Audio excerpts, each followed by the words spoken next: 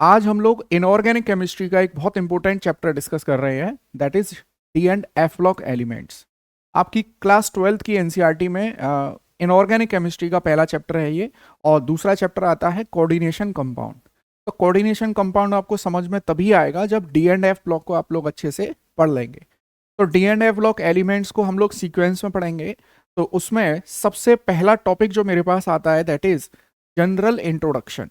मतलब आपको इसका बेसिक जो कॉन्सेप्ट्स है वो सबसे पहले मैं आपको समझाता हूँ। देखिए, पीरियोडिक टेबल में हम लोग सबसे पहले डी और एफ ब्लॉक एलिमेंट्स को ढूंढने की कोशिश करते हैं। जैसा कि आप जानते हैं बेटा, पीरियोडिक टेबल में ये आते हैं S block, these R S block and these elements R P block. आप देख सकते हैं ग्रुप 1 एंड ग्रुप 2 ये आते हैं। देखिए, ये ग्रुप 1 है, ये ग्रुप 2 है, और यहां पर ग्रुप 13 से लेकर ग्रुप 18, ठीक है। और यहां बीच में ग्रुप 3 से लेकर और ये ग्रुप 12 तक ये आते हैं D block elements, D block element. और जब हम लोग डी ब्लॉक एलिमेंट को स्टडी करते हैं तो इन डी ब्लॉक एलिमेंट्स के बीच में ही, जैसे आप देख पा रहे हैं यहाँ पे ये जगह खाली है, एक्चुअली में यहां पर है लेंथेनम और यहां पर है एक्टिनियम।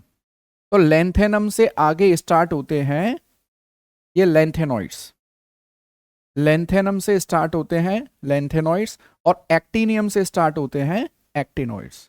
तो अब हम लोग ये समझ चुके हैं कि डी एंड एफ ब्लॉक जो एलिमेंट हैं वो पीरियोडिक टेबल के बीच में आते हैं, एस और पी ब्लॉक के बीच में आते हैं। चलिए हम लोग आगे और इनको तरीके से पढ़ते हैं। तो सबसे पहले मेरे पास डेफिनेशन आती है D and F block elements कहते किसको है। तो देखिए आप लोग, द एलिमेंट्स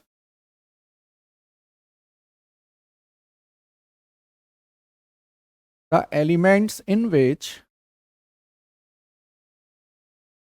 लास्ट इलेक्ट्रॉन, याद रखिएगा लास्ट इलेक्ट्रॉन पे नीचे अंडरलाइन करना है, the elements in which last electron enters in D subshell. ऐसा एलिमेंट जिसमें लास्ट इलेक्ट्रॉन डी सबसेल में एंटर करता है उसे कहेंगे हम डी ब्लॉक एलिमेंट। ऐसे ही एस ब्लॉक एलिमेंट किसे कहेंगे, जिसमें लास्ट इलेक्ट्रॉन एस सबसेल में एंटर कर रहा हो। एफ ब्लॉक एलिमेंट किसे कहेंगे, जिसमें लास्ट इलेक्ट्रॉन एफ सबसेल में एंटर कर रहा हो। तो यहां से मैंने आपको डी ब्लॉक एलिमेंट्स की बता दी। ऐसे ही लाइकवाइज अगर मैं एफ ब्लॉक एलिमेंट को बताना चाहूं, एफ ब्लॉक एलिमेंट देखिए, एफ ब्लॉक एलिमेंट को हम कैसे डिफाइन कर सकते हैं, F block elements, the elements in which last electron enters in F subcell, F subcell, ठीक है। तो ये डेफिनेशन आ गई मेरे पास। अब मैं यहाँ पर पहले डी ब्लॉक एलिमेंट्स फिर एफ ब्लॉक एलिमेंट्स की पोजीशन बताऊंगा। तो देखिए, पोजीशन का सीधा सा मतलब है एस ब्लॉक और पी ब्लॉक के बीच में आते हैं। एस ब्लॉक और पी ब्लॉक के बीच में मैं ऐसे बता देता हूं आपको। ये जो ब्लॉक मैंने आपको बताया है ग्रुप 3 से लेकर, देखना ध्यान से, ग्रुप 3 से लेकर और ग्रुप 12 तक, और पीरियड 4 से लेकर पीरियड 7 तक, यहां पाए जाते हैं डी ब्लॉक एलिमेंट। तो पोजीशन आपको पता चली यहां पर। अच्छा, इसीलिए इनको ट्रांजिशन एलिमेंट भी कहते हैं। देखिए, डी ब्लॉक एलिमेंट्स को ही हम क्या कह सकते हैं, ट्रांजिशन एलिमेंट्स,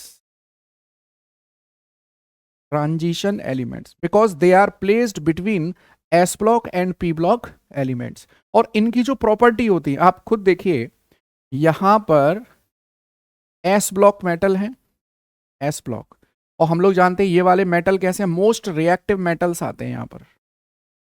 और यहां हमारे पास ग्रुप 17 जिसमें हमारे पास मोस्ट रिएक्टिव नॉन मेटल्स आते हैं, फ्लोरीन, क्लोरीन, ब्रोमीन, इस तरह से, ठीक। और यहां रहती है मेरे पास नोबल गैस। अब बहुत ध्यान से देखिएगा, तो मेटल, मोस्ट रिएक्टिव मेटल से आपको पहुंचना है मोस्ट रिएक्टिव नॉन मेटल तक। तो देखिए, मेटेलिक कैरेक्टर धीरे धीरे क्या होगा, डिक्रीज, और नॉन मेटेलिक कैरेक्टर धीरे धीरे क्या होगा, इंक्रीज होगा।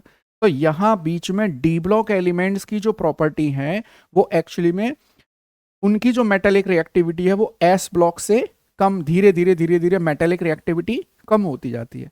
तो जो डी ब्लॉक एलिमेंट्स हैं उनकी रिएक्टिविटी एस ब्लॉक और पी ब्लॉक के बीच में आ रही है और पोजीशन भी बीच में है, इसीलिए हम लोग इनको बोल देते हैं कि D block elements are transition elements because they are placed between S block and P block, between S block and P block, इसीलिए हम इसको ट्रांजिशन एलिमेंट कहते हैं। अब आता हूं मैं, यहां देखिए मैं इसको हटा देता हूं यहां से। अब मैं लोकेशन की बात करूं, देखिए पोजीशन का मतलब कहां प्लेस्ड किए गए, लोकेशन एग्जैक्ट बतानी पड़ती है। तो लोकेशन देखो मैं आपको बताऊं ये कहां प्रेजेंट है, देखो लोकेशन में ग्रुप 3 से लेकर ग्रुप 12 और पीरियड 4 से लेकर period 7, it is definite location for D block elements. कोई दिक्कत यहां तक आपको? तो हमने अभी तक क्या क्या पढ़ा है, डेफिनेशन पढ़ी है, पोजीशन एंड लोकेशन। नेक्स्ट आते हैं, देखिए हम लोग हमारे पास, अब देखो मैं आपको एक चीज बताऊं, यहां पर जब हम डी ब्लॉक एलिमेंट्स पढ़ रहे हैं तो डी ब्लॉक एलिमेंट्स में देखिए ये पूरा ब्लॉक है, ये इस ब्लॉक को हमें स्टडी करना है और इस ब्लॉक में से भी मेनली हमको ये स्कैंडियम, टाइटेनियम, वेनेडियम, क्रोमियम इनको डिस्कस करना है। तो मैं एक बार क्या करता हूं, यहां पर इनको आपके सामने बना देता हूं और आप भी अपनी कॉपी में बनाइए ताकि आप लोग इसमें इन्वॉल्व हो जाएं। देखना मैं यहां पर डी ब्लॉक एलिमेंट का ब्लॉक बनाता हूं कुछ इस तरह। अगर मैं चाहता तो यहां पर मैं आपको स्लाइड्स बना के ले आता, लेकिन उसमें फिर वो इन्वॉल्वमेंट आपको नहीं आता। देखिए यहां पर आता है बेटा group 3, group 4, group 5, group 6, group 7, group 8, group 9, group 10, group 11 और यहां आ जाएगा आपके पास ग्रुप 12। अब देखिए ये है पीरियड 4, ये है पीरियड 5, ये है पीरियड 6 और इससे नीचे आ रहा है पीरियड 7। देखिए मैं यहाँ पे लिख देता हूं, this is group 3, this is period 4, period 5, period 6, period 7, this is group 3, group 4, group 5, group 6, group 7, group 8, group 9, group 10, group 11 और यहां आ जाता है ग्रुप 12 और यहां से फिर वो ग्रुप 13 पी ब्लॉक स्टार्ट हो जाता है। आपने अभी देखिए पीरियोडिक टेबल थोड़ी देर पहले, बेटा यहां पर हम लोग लिखते हैं स्कैंडियम, ठीक है, यहां टाइटेनियम, यहां पर वेनेडियम, यहां पर क्रोमियम, मैंगनीज, यहां पर आयरन, यहां कोबाल्ट, यहां पर निकेल, यहां पर कॉपर और यहां पर जिंक। आप लोग क्या करेंगे, एनसीईआरटी में से बाकी के एलिमेंट्स को भी यहाँ पे लिख लेंगे। चलो मैं भी कोशिश करता हूँ लिख दूँ यहाँ, थोड़ा सा टाइम ज़्यादा लगेगा। दिस इज यूट्रियम, यहाँ पर zirconium, niobium, molybdenum, then ruthenium, rhodium, palladium, silver और कैडमियम।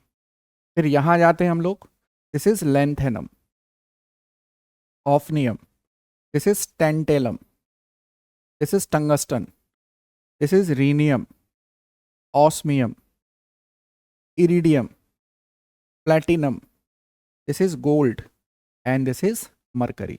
और बेटा यहाँ आता है एक्टिनियम और यहाँ पर आ जाएगा देखिए एलिमेंट जिसका एटॉमिक नंबर 104, 105, 106, 107,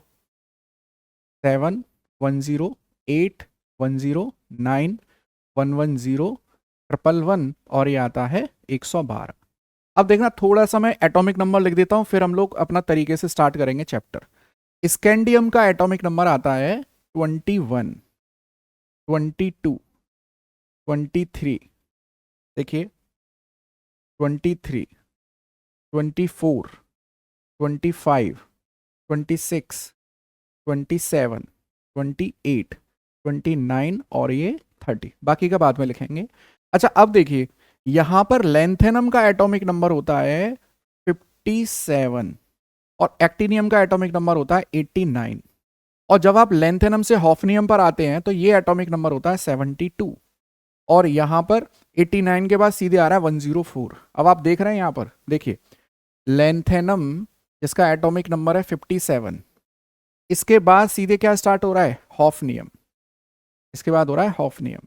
तो बीच के जो 14 एलिमेंट्स हैं एक्चुअली में दे आर कॉल्ड लैंथेनॉइड्स, और ये एफ ब्लॉक में आ रहे होंगे, जब हम एफ ब्लॉक पढ़ेंगे वहां मैं बताऊंगा आपको। ऐसे ही एक्टिनियम में एटॉमिक नंबर 89 के बाद सीधे आ रहा है 104। तो देखो बीच के जो 14 एलिमेंट्स हैं वो एफ ब्लॉक एलिमेंट्स हैं, इसका मतलब एफ ब्लॉक एलिमेंट में दो सीरीज आ रही हैं बेटा, इसको बोलते हैं जो लैंथेनम से स्टार्ट होते हैं उन्हें बोलते हैं लैंथेनॉइड्स। अभी हमने शुरू में यही देखा था, इसको बोलते हैं लैंथेनॉइड्स, और जो एक्टिनियम से स्टार्ट होते हैं उन्हें बोलते हैं एक्टिनॉइड्स। अब मैंने ये जो ब्लॉक बनवाया है उसका सबसे बड़ा जो इंपॉर्टेंस है वो ये है कि हम लोग इनका इलेक्ट्रॉनिक कॉन्फ़िगरेशन यहाँ पे लिखने वाले हैं। अब एक चीज़ देखिएगा, इलेक्ट्रॉनिक कॉन्फ़िगरेशन को हम कंडेंस्ड फॉर्म में लिखने वाले हैं। वो कैसे, देखो यहाँ ग्रुप 3 से पहले ग्रुप 2 आया होगा, ग्रुप 2 से पहले ग्रुप 1 आया होगा, ठीक है, और ये पीरियड 4 है। पीरियड 3 में यहाँ पर एक नोबल गैस आई होगी ग्रुप 18 में, आप जानते ही हैं। तो यहाँ पर मैं क्या करूँगा, पीरियड 3 की जो नोबल गैस आई है वो आई है बेटा आर्गन। दोबारा से बता दूं आपको, पीरियड 3 में यहां पर कौन सी नोबल गैस आई होगी, आर्गन। आर्गन में 18 उसका एटॉमिक नंबर है, तो 18 के बाद यहां आया होगा 19 ग्रुप 1 में, यहां आया होगा ग्रुप 2 में 20, और ग्रुप 3 में आ गया है स्कैंडियम। अब मैं आपको नेक्स्ट स्लाइड में इनके इलेक्ट्रॉनिक कॉन्फ़िगरेशन बताने वाला हूं। तो यहां पर देखिए, आप इसका स्क्रीनशॉट ले सकते हैं। अब यहां देखिए आप इलेक्ट्रॉनिक कॉन्फ़िगरेशन की मैं बात कर रहा हूं। देखो स्कैंडियम से पहले, स्कैंडियम का एटॉमिक नंबर क्या है 21, इससे पहले क्या आया होगा 20 जो कि किसका है, कैल्शियम का। इससे पहले क्या आया होगा, पोटेशियम जिसका एटॉमिक नंबर क्या है 19। ये पीरियड 4 की बात हो रही है। अच्छा इससे पहले थर्ड पीरियड वहां पर प्रेजेंट होगा, और ग्रुप 18 में क्या आ रहा होगा, आर्गन। तो अगर मैं यहां स्कैंडियम का इलेक्ट्रॉनिक कॉन्फ़िगरेशन लिखूं तो देखो मैं ऐसे लिख दूंगा आर्गन 18। अच्छा मैं ऐसे लिख क्यों रहा हूं अभी बताता हूं। आर्गन और यहां पे लिख दिया मैंने 18, 18 इलेक्ट्रॉन तो यहां पे फिल हो गए। अब आपको पता है कि ये 4th पीरियड है, इसका मतलब आउटर मोस्ट सेल कौन सी है, 4 है, और आउटर मोस्ट सेल 4 में सब सेल कौन सी है, एस। देखना ध्यान से, तो यहां पर बेटा आर्गन 18, यहां पर आएगा 4s। अब देखना 18 के बाद 19वां इलेक्ट्रॉन और ये 20वां इलेक्ट्रॉन, तो आर्गन 18 4s2।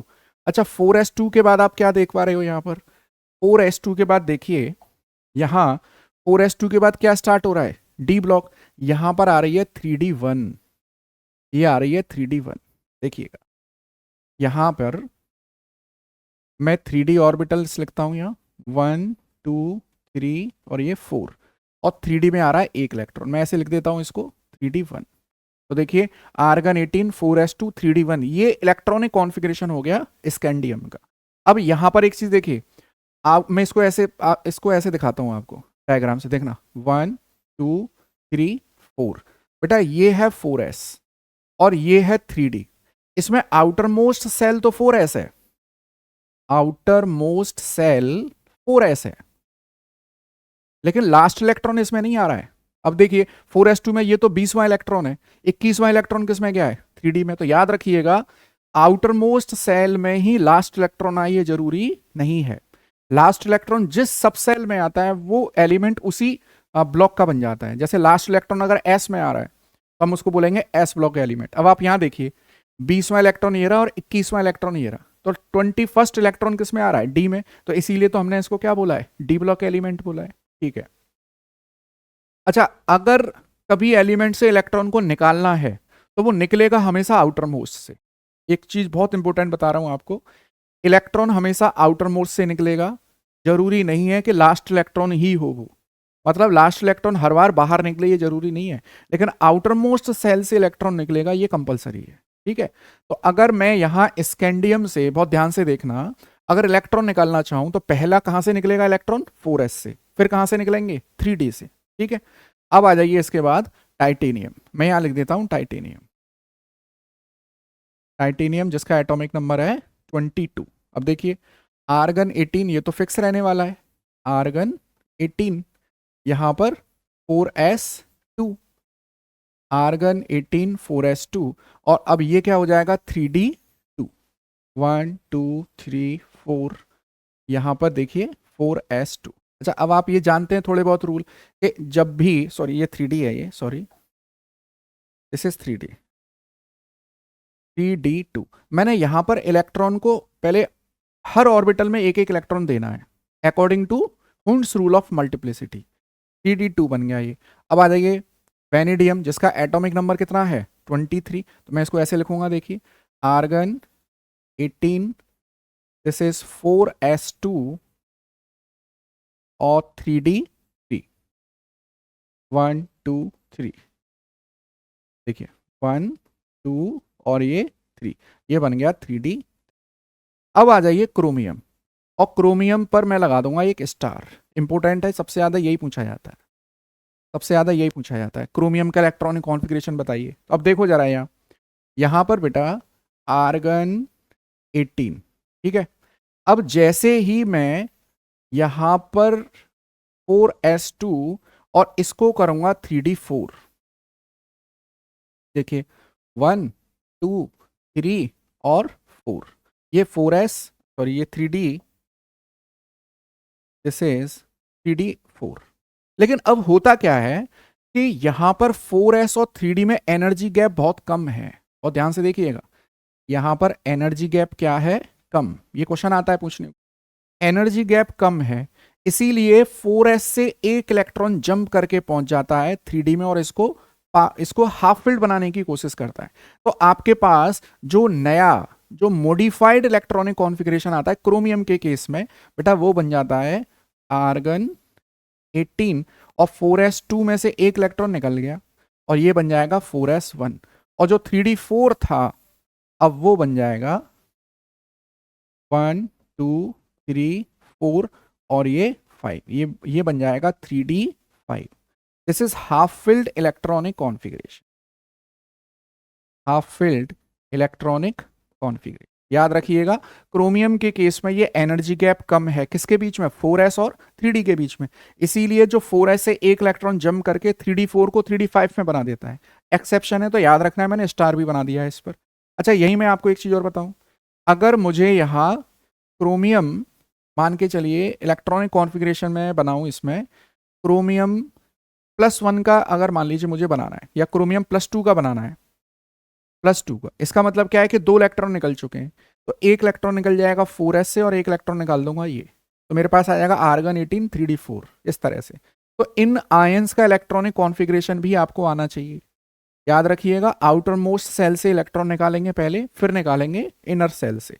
अगली स्लाइड्स में मैं वही बताता हूं आपको। देखिए अब आते हैं हम लोग मैंगनीज जिसका एटॉमिक नंबर है 25, तो हमें ये पता है ये 4th पीरियड के एलिमेंट्स हैं सारे, आर्गन 18, ये अभी मेरे पास क्रोमियम में क्या आ रहा था 4s1 और ये आ रहा था 3d5, 4s1 और ये आ रहा था 3d5, देखिएगा जरा ये 4s1 था, ये 24 इलेक्ट्रॉन यहाँ फिल हो गए थे, 25th इलेक्ट्रॉन किस में आएगा 4s में, और ये जो 4s1 है इसको हम क्या कर देंगे, इसको कर देंगे 4s2, तो ये बन जाएगा आपके पास आर्गन 18 4s2 3d5। और अगर अब मुझे यहाँ पर इलेक्ट्रॉनिक कॉन्फ़िगरेशन लिखना हो Mn+2 का, तो मैं क्या करूंगा, देखिए इसका Mn+2 का मतलब है कि 2 इलेक्ट्रॉन निकल गए हैं, तो सबसे पहले इलेक्ट्रॉन कहां से निकलेंगे, डेफिनेटली आउटर मोस्ट सेल से निकलेंगे। आउटर मोस्ट सेल कौन है 4s, तो मैं यहां पर 4s के इलेक्ट्रॉन निकालने के बाद अब आर्गन 18 और ये क्या बन जाएगा 4s0 और ये हो जाएगा 3d5।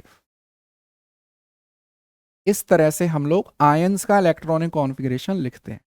ठीक है, अब आ जाइए इसके बाद आयरन जिसका एटॉमिक नंबर है 26, देखिए जरा आर्गन 18 दिस इज 4s, ठीक, और यहां पर 3d, ये 4s2 और यहाँ पर आ जाएगा 1 2 3 4 5। देखो 20 इलेक्ट्रॉन ये रहे और 5 इलेक्ट्रॉन ये रहे, 3d5 और 3d6 करना है मुझे, क्योंकि 26 इलेक्ट्रॉन इसमें फिल करना है। तो इसका इलेक्ट्रॉनिक कॉन्फ़िगरेशन बन गया आर्गन 18 4s2 3d6। ऐसे ही आ जाइए कोबाल्ट पर, एटॉमिक नंबर कितना है 27। देखिए आर्गन 18 और ये आ गया 4s2 और ये 3d7। 1 2 3 4 5 6 और ये 7। देखिए स्लाइड्स लेकर आना मेरे लिए बड़ा आसान होता है, मैं बार बार आपको बता रहा हूँ, लेकिन उसमें मज़ा नहीं आता। आप लोग जैसे मैं यहाँ पे बना रहा हूँ वैसे आप लोग अपने नोट्स में बनाइए, अच्छे से पढ़िए, इन्वॉल्व होकर पढ़िए। नेक्स्ट आते हैं निकिल। निकिल का एटॉमिक नंबर है 28। देखें ज़रा, तो इसके लिए बेटा आ जाएगा आर्गन 18 और ये हो जाएगा 4s2 और 3d8। देखिए ज़रा 1 2 3 4, यहाँ पर मैं 3d8 कर दूंगा इसको, 3d8। अब जैसे ही मैं निकिल के बाद मैं आया कॉपर के पास, जिसका एटॉमिक नंबर कितना है 29 है, और इस पर लगा दूंगा डबल स्टार। देखिए जैसे क्रोमियम पे सिंगल स्टार लगाया था, यहाँ कॉपर पे लगा रहा हूँ डबल स्टार, क्योंकि यहाँ भी एक्सेप्शन है। यहाँ देखो ये आना चाहिए था, इलेक्ट्रॉनिक कॉन्फ़िगरेशन क्या आना चाहिए था, आर्गन 18 और ये 4s2। देखिए और ये होना चाहिए 3d9। 1 2 3 4 5 6 7 8 और 9, दिस इज 3d9। लेकिन यहां 4s और 3d के बीच में एनर्जी गैप कम है, इसीलिए s का एक इलेक्ट्रॉन जंप कर जाएगा 3d9 में, और अब जो आपके पास मॉडिफाइड इलेक्ट्रॉनिक कॉन्फ़िगरेशन आएगा कॉपर का, now this electronic configuration is argon 18, this is 4s1 और ये बन जाएगा 3d10। 1 2 3 4 5 6 7 8 9 और ये 10। क्यों बन जाएगा, क्योंकि 3d10 जो है क्या है, ये फुलफिल्ड इलेक्ट्रॉनिक कॉन्फ़िगरेशन है। तो ये है partially field electronic configuration. 3d9 को 3d10 करने से स्टेबिलिटी बढ़ रही है, इसीलिए 4s का एक इलेक्ट्रॉन जंप कर जाएगा 3d9 को 3d10 बनाने के लिए। ये था कॉपर और यहां क्रोमियम का एक्सेप्शन। अब आते हैं लास्ट में, दिस इज जिंक, जिसका एटॉमिक नंबर है 30। मैं इसका इलेक्ट्रॉनिक कॉन्फ़िगरेशन लिखूं, देखिए आर्गन 18 और बेटा ये बन जाएगा 4s2 और 3d10। देखिए 3d10 तो ऑलरेडी है, ये 4s1 है, तो जो 30th इलेक्ट्रॉन आएगा वो 4s में आएगा, 4s2 3d10। देखिए जरा, ये है absolute fulfilled electronic configuration, fulfilled electronic configuration. तो मैंने आपको अभी जो इलेक्ट्रॉनिक कॉन्फ़िगरेशन बताया है वो डी ब्लॉक में केवल आपको किसका बताया है, 3D सीरीज का। और याद रखिए इस चैप्टर में अगर आप 3D सीरीज एलिमेंट्स का इलेक्ट्रॉनिक कॉन्फ़िगरेशन याद कर लेते हैं तो आपको बाकी के याद करने की जरूरत नहीं है। आपके यहाँ डी ब्लॉक का मतलब ये 3D सीरीज के एलिमेंट। अब जरा ध्यान से देखना, यहां ये मेरे पास पीरियड नंबर 4 है, तो यहां पे कौन सी डी आ रही है, 3D। ऐसे ही जो पीरियड 5 होगा उसमें कौन सी डी आएगी, उसमें आएगी 4D। ऐसे ही 6 वाले में कौन सी आएगी, 5D।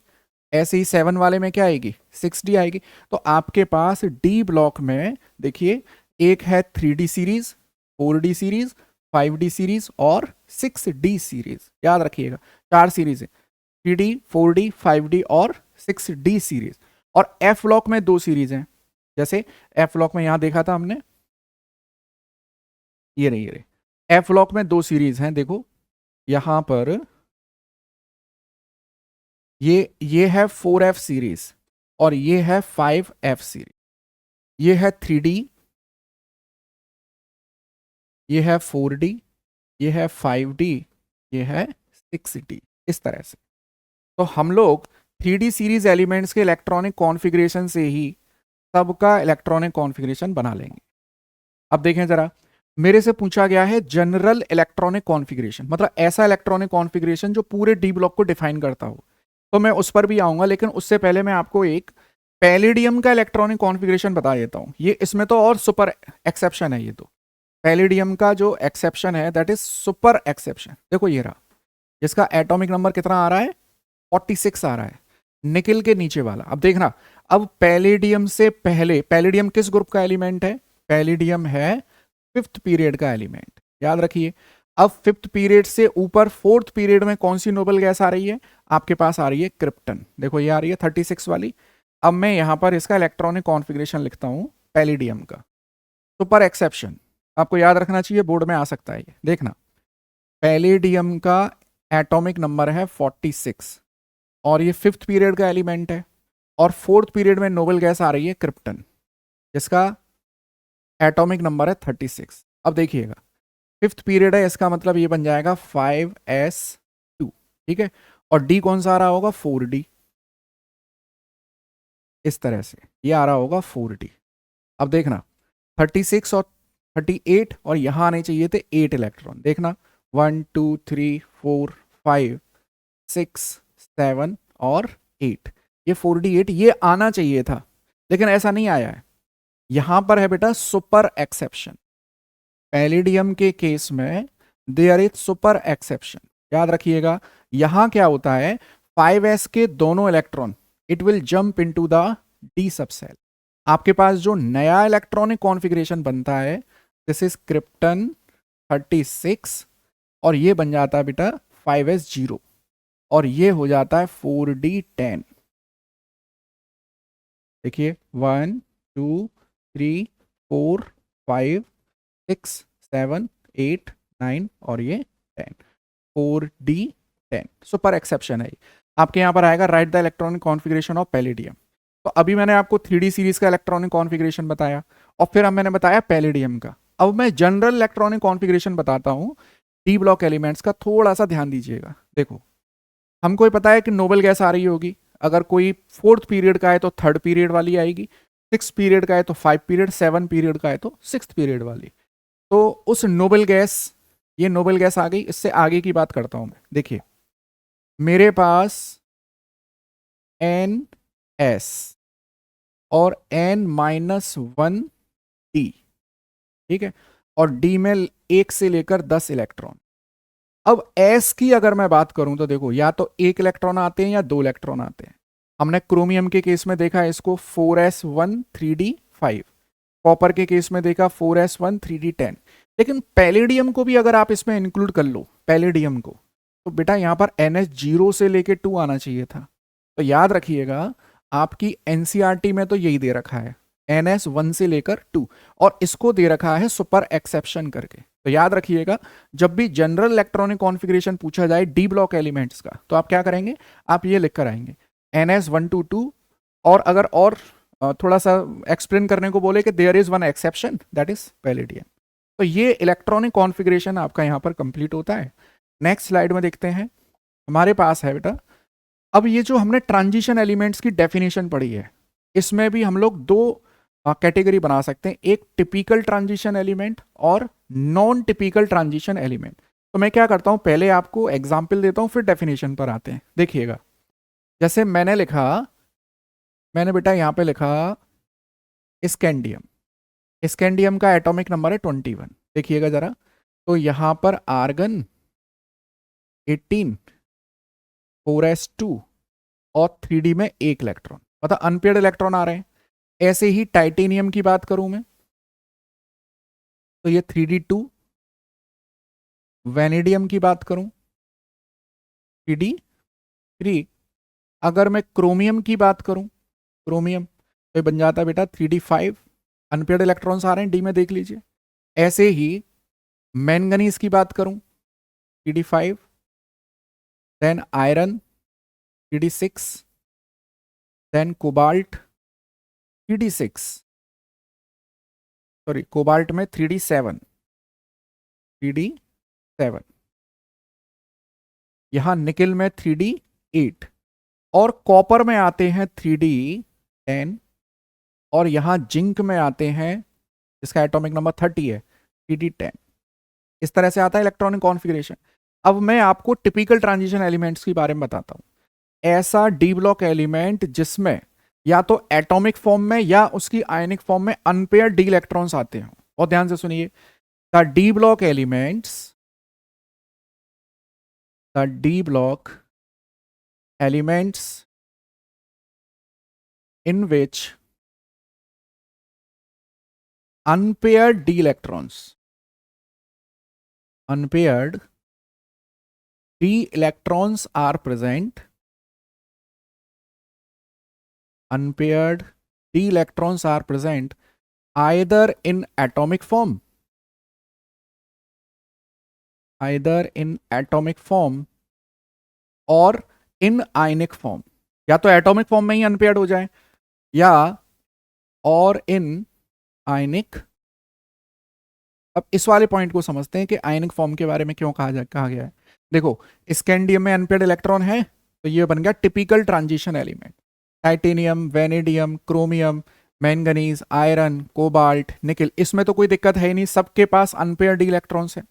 लेकिन आप जैसे ही कॉपर पर आते हैं, आप बोलते हैं कि 3d10 है, इसमें तो कोई अनपेयर्ड, डी में अनपेयर्ड इलेक्ट्रॉन नहीं आ रहा है। लेकिन मैं आपको बता दूं, यहां कॉपर का जो इलेक्ट्रॉनिक कॉन्फ़िगरेशन है आर्गन 18 और ये 4s1 और 3d10। कॉपर एक इलेक्ट्रॉन लूज करता है, कॉपर प्लस बनाता है और ये इलेक्ट्रॉनिक कॉन्फ़िगरेशन बन जाता है आर्गन 18 4s0 3d10। देखो, कॉपर में भी कोई अनपेयर्ड इलेक्ट्रॉन आ रहा है क्या? नहीं। क्या कॉपर प्लस में कोई अनपेयर्ड डी इलेक्ट्रॉन आ रहा है? नहीं। लेकिन कॉपर +2 अगर आप बनाते हैं तो आपको मिलेगा, देखो, आर्गन 18 4s0 और 3d9। क्या इसमें अनपेयर्ड डी इलेक्ट्रॉन आ रहा है? यस। तो कॉपर कैसा एलिमेंट हो गया? Copper is typical transition element. तो याद रखिए, ऐसा एलिमेंट जो या तो एटॉमिक फॉर्म में ही अनपेयर्ड डी इलेक्ट्रॉन रखता हो या आयनिक फॉर्म में रखता हो। तो कॉपर का देखो, एटॉमिक फॉर्म में तो नहीं है, पहली आयनिक फॉर्म में भी नहीं है, लेकिन सेकंड आयनिक फॉर्म में तो अनपेयर्ड इलेक्ट्रॉन आ रहा है। इसका मतलब copper is typical transition element. अब मैं जिंक की बात करूं, देखो यहां जिंक का इलेक्ट्रॉनिक कॉन्फ़िगरेशन आपको पता ही है, आर्गन 18 4s0 3d10। और जिंक 2 इलेक्ट्रॉन लूज करता है, जिंक की ऑक्सीडेशन स्टेट आती है Zn+2 और ये बन जाता है आर्गन 18 4s0 और 3d10। क्या यहाँ पे अनपेयर्ड डी इलेक्ट्रॉन्स आ रहे हैं? नहीं। तो that mean zinc is non typical transition element. तो टिपिकल ट्रांजिशन एलिमेंट की डेफिनेशन आपको लिखती है यहां पर। तो नॉन टिपिकल की क्या हो जाएगी? The element that do not have unpaired D electrons, unpaired D electrons either in atomic form, या तो एटॉमिक फॉर्म में अनपेयर्ड होने चाहिए, अगर एटॉमिक फॉर्म में नहीं है तो आयनिक में। तो नॉन टिपिकल में तो किसी में भी नहीं है, ना ही एटॉमिक फॉर्म में है और ना ही आयनिक फॉर्म में है। तो दोनों में डिफरेंस क्लियर हुआ, बहुत इंपॉर्टेंट है। आपके यहाँ पे आएगा कि राइट या what do you mean by typical transition elements और नॉन टिपिकल ट्रांजिशन एलिमेंट। तो याद रखिएगा जिंक। अच्छा, यहीं आपको बता दूं, जिंक के नीचे क्या आता है? कैडमियम, कैडमियम से नीचे मरकरी। तो all these 3 elements, zinc, cadmium, mercury, कैसे हैं? Non typical transition element. अच्छा, नॉन टिपिकल का मतलब क्या है? कि जो डी ब्लॉक एलिमेंट्स की जनरल कैरेक्टरिस्टिक्स हैं उनको ये फॉलो नहीं करेंगे। भाई, टिपिकल का मतलब होता है कि ऐसा कॉमन कैरेक्टरिस्टिक जो वो शो कर रहे हैं। तो डी ब्लॉक की कुछ कॉमन कैरेक्टरिस्टिक हैं, जैसे वेरिएबल ऑक्सीडेशन स्टेट, कैटलिस्ट की तरह बिहेव करना, कलरफुल कंपाउंड बनाना। तो वो ये वाले कंपाउंड शो नहीं करेंगे। जिंक, कैडमियम और मरकरी जो जनरल कैरेक्टरिस्टिक्स हैं डी ब्लॉक की, उसको ये फॉलो नहीं करते हैं। तो ये हो गया हमारे पास डेफिनेशन। चलिए, तो अच्छा, यहीं पर इसी से रिलेटेड क्वेश्चन देखो आपके पास कि on what ground how can you say that scandium is a transition element. अभी मैंने बताया आपको, और जिंक नहीं है, क्योंकि स्कैंडियम में 3d1 आ रहा है, अनपेयर्ड इलेक्ट्रॉन से, जबकि जिंक में ना तो एटॉमिक फॉर्म में अनपेयर्ड आ रहा है और ना ही आयनिक फॉर्म में आ रहा है। वहीं देखो आप, silver atom has complete, silver atom का इलेक्ट्रॉनिक कॉन्फ़िगरेशन वही है। देखिए, सिल्वर आता है कॉपर के नीचे, देखो कॉपर के नीचे आता है सिल्वर, और कॉपर का इलेक्ट्रॉनिक कॉन्फ़िगरेशन बनता है 4s1 3d10, 4s1 3d10। Silver का क्या बन जाएगा 5s1 4d10, 4d10। कॉपर क्या बनाएगा, देखो सिल्वर Ag प्लस फॉर्म में क्या बनाएगा 4d10 बनाएगा, लेकिन Ag+2 फॉर्म में क्या बना देगा 4d9। तो अनपेड इलेक्ट्रॉन्स आ जाएंगे इसके पास। तो इसीलिए सिल्वर भी एक टिपिकल ट्रांजिशन एलिमेंट है। आप इलेक्ट्रॉनिक कॉन्फ़िगरेशन लिख दीजिएगा यहां पर। चलिए और देखें, चलिए हम लोग अगले पार्ट में general characteristics of D block element पढ़ेंगे। तो देखिए अभी तक ये पार्ट 1 है डी ब्लॉक का, फिर अगले पार्ट में जनरल कैरेक्टरिस्टिक्स पढ़ेंगे, पार्ट 3 में आगे के टॉपिक्स पढ़ेंगे। तो हम लोग थोड़ा सा सीक्वेंस में इस चैप्टर को पढ़ने वाले हैं। आपका काम है कि नोट्स अच्छे से बनाइए और जैसा मैं आपको यहाँ पे नोट्स दे रहा हूँ उसी हिसाब से बनाइए, और एनसीईआरटी भी साथ में फॉलो करिए। ठीक, थैंक यू। ये था सब कुछ chemical bonding and molecular structure के बारे में। और ये कॉन्सेप्ट आपको कैसा लगा जरूर बताइएगा, और ऐसे ही कंटेंट के लिए फॉलो करिए chemistry with Naveen sir. Thank you.